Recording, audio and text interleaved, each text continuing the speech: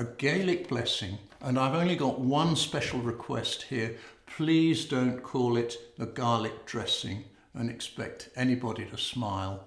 They've all heard that many times before, and I don't know who thought up that particular witty title, but I wish they hadn't. What's the story of it? Oh, it goes back to 1978, when my very first host and patron in America, a wonderful man called Mel Olson, he's dead now, alas, but he ran both a concert choir and a church choir in Omaha, Nebraska, right in the middle of the United States. And I wrote my Gloria for his concert choir, as a matter of fact, in 1974. That was the very first time I'd ever visited America. And I became really a great friend of his. He was a wonderful musician and lovely man, and gave me so many opportunities. It opened a lot of doors for me.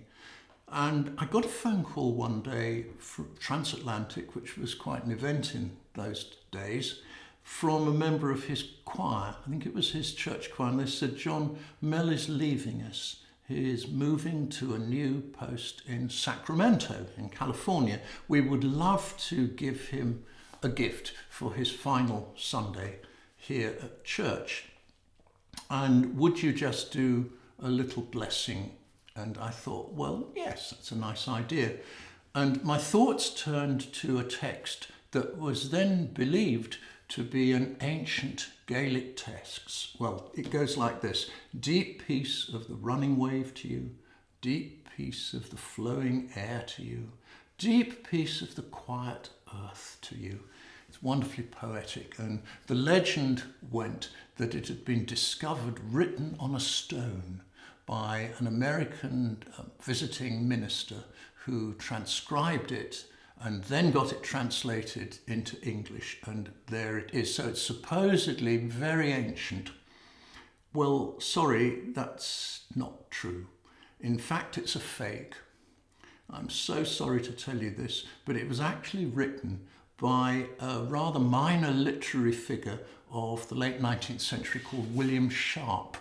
And to just make things worse, he generally wrote under the pen name of Fiona MacLeod. And Deep Peace is part of an absolutely unreadable prose poem published in 1909, I think it was.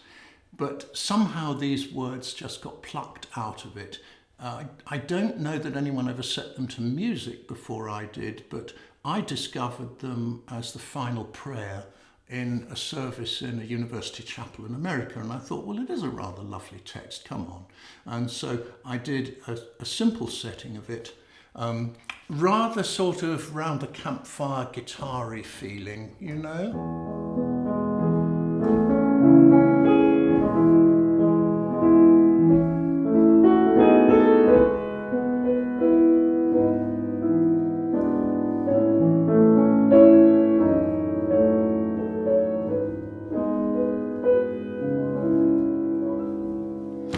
Rather gentle. Imagine that with a kind of guitar with that nice warm round the flames feeling. It's a campfire after a beautiful summer's day. And there you have it. Not hard to sing, I think. Sopranos, you've got plenty of lead up to your top note, which is in bar 33. Don't think of it as high. Just think of it as like a butterfly floating in the air, and that's the key to making it sound lovely. I've put a few fancy chords just in the last few bars, so you might just need to work on those a little bit. No?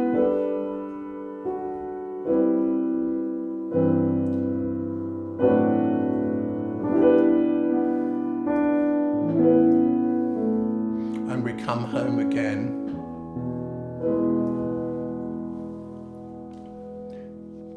All very gentle and I hope rather heart-easing.